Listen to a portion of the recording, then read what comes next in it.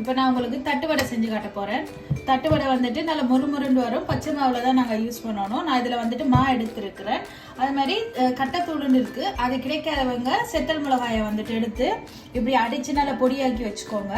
இதோட இதால மட்டும் இந்த தட்டு வடை வந்து காரமாக மாறாது. தனி மிளகாத்தூள் சேர்க்கணும். ஸோ இதோட நாங்கள் வந்துட்டு இப்போ என்னென்ன சேர்க்க போகிறோம்னா உளுந்தை வந்துட்டு ஒரு 2 மணி நேரம் ஊற வச்சு எடுத்தா காணும். நிறைய உளுந்து போட்டால் தான் நல்லா மொறுன்னு நல்லா டேஸ்ட்டாக இருக்கும். பாதி உளுந்து தான் போடணும். பாருங்க, நான் வந்துட்டு 2ம் கலந்து போட்டிருக்கிறேன்.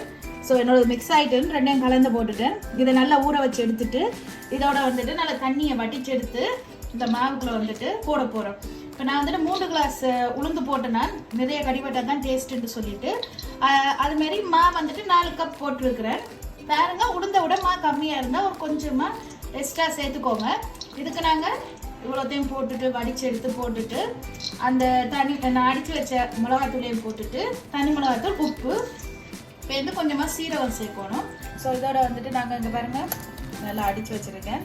இதை வந்துட்டு இதோட சேர்க்க போகிறோம். ஃபுல்லாக சேர்த்துக்கோங்க.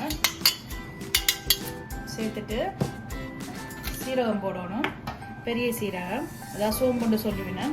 அது போட்டால் தான் நல்லா கடிபட டேஸ்ட்டாக இருக்கும். ஸோ அதையும் நல்லா போட்டுக்கோங்க. தனி மிளகாத்தூள் போட போகிறேன்.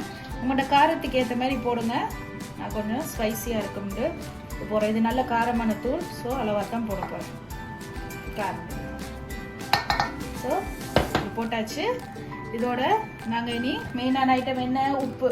உப்பு வந்துட்டு பதத்துக்கு டேஸ்ட்டுக்கு போடணும். பாருங்க, தேவையான அளவுக்கு உப்பு உங்களுக்கு எவ்வளோ தேவையோ அந்த அளவுக்கு போடுங்க. ஸோ நானும் உப்பு போட்டுக்கிறேன்.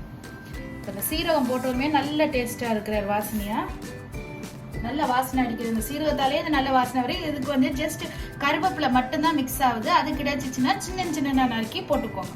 ஸோ இதை சொட்டா தண்ணி விட்டு குழைக்கணும். ஏன்னா அந்த உளுந்துல நிறைய தண்ணி இருக்கும். வடிச்சு போட்டாலும் அந்த உளுந்துல தண்ணி வரும். கொஞ்சம் கொஞ்சமாக தண்ணி விட்டு நாங்கள் இப்போ மிக்ஸ் பண்ண போகிறோம். இதை ரொட்டி மா கணக்குக்கு குழைச்சி வச்சுக்கணும். ஏன்னா குழைக்க போகிறேன். ஜஸ்ட்டு எல்லாத்தையும் சேர்ப்போம். அப்போதான் உப்பு எல்லாமே எல்லா இடத்துலையும் மிக்ஸ் ஆகும். இப்போ பாருங்கள், இந்த பதத்தில் குழைச்சி வச்சுக்கணும். ஸோ ஃபுல்லாக குழைச்சிட்டேன். இப்போ பாருங்கள், இந்த சைஸில் உருண்டை பிடிச்சிக்கோங்க. உருண்டை பிடிச்சிட்டு நான் ஏன் பெருசாக எடுக்கிறேன்னுண்டா, பெருசாக எடுத்துட்டு நாங்கள் ஒரு சைஸில் கட் பண்ணினோம்டா அது எங்களுக்கு ஈஸியாக இருக்கும். ஒன்றுண்டா சின்ன தட்டு தேவையில்லை. இந்த மா போடுறதுக்கு காரணம் ஒட்டி பிடிக்காமல் இருக்கிறதுக்காக நான் மா போடுறேன். ஸோ இதை வந்துட்டு உருட்டி நல்ல மெல்லிஸாக தட்டிக்கோங்க. சப்பாத்தி தட்டுவீங்க தானே, அது மாதிரி தட்டிட்டீங்கன்னா நல்ல மெல்லிஸாக வரும். பாருங்கள், எவ்வளோ சைஸில் எடுத்தோன்னா இவ்வளோ பெருசாக வந்துட்டுதுன்னு பாருங்கள். நல்ல மெல்லிஸாக தட்டி இருக்கிறேன். இப்படி இந்த மெல்லிஸுக்கு தட்டிக்கோங்க. தட்டிட்டு இப்படி வட்டமாக கட் பண்ணுற மாதிரி ஒரு இது எடுத்துக்கோங்க. இந்த கிளாஸில் வந்துட்டு நான் இப்போ சைஸாக கட் பண்ண போகிறேன். பாருங்கள், இப்படி கட் பண்ணிங்கன்னா இப்படி வட்டமாக வரும். உங்களுக்கு ஈஸியாக இருக்கும். பாருங்கள், ஒரே தடவையில் இப்போ கட் பண்ணி போகிறேன். ஒரே தடவையில் எனக்கு 3 இல்லை 4 வரும் இதில். ஸோ இதை கட் பண்ணதை ஒரு பீஸில் எடுத்து வச்சுக்கோங்க. பாருங்கள், இப்படி நல்ல சைஸாக ரவுண்டாக கட் பண்ணி வச்சுக்கோங்க.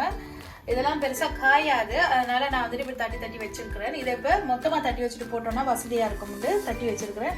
இப்போ என்ன சூடாகிட்டு தான் பார்ப்போம். ஃபஸ்ட்டு ஒரு சின்ன உருண்டை மா எடுத்து போட்டு பாருங்க.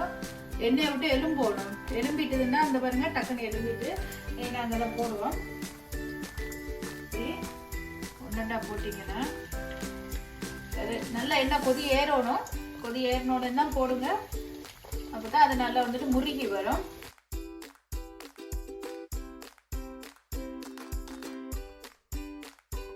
நடுவால் இப்படி அமர்த்தி விட்டிங்கன்னா நடுவுலேயும் வேகும்.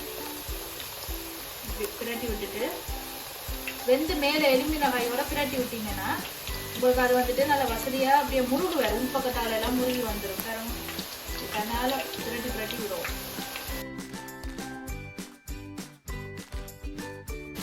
உங்களுக்கு எந்த பதத்தில் எடுக்கணும்னு நான் சொல்லுவேன். அமர்த்தேக்க பாருங்க உள்ளுக்கு போகுது. அப்போ இது என்ன முருகலைன்னு அர்த்தம். இது தட்டினீங்கன்னா எண்ணெய்க்குள்ள இருந்தாலுமே அந்த டப்புன்னு சத்தம் கேட்கும். அந்த அளவுக்கு நல்லா முருகிடுது. அதுக்காக கருகெல்லாம் விட்டுறாதீங்க. 2 பக்கத்துக்கும் பிரட்டி விடுங்க. நாங்கள் கொஞ்சம் முருகல் இருக்காங்க. இப்போதான் சத்தம் கேட்க தொடங்குது. இன்னும் கொஞ்சம் முடியுதுன்னா சரி.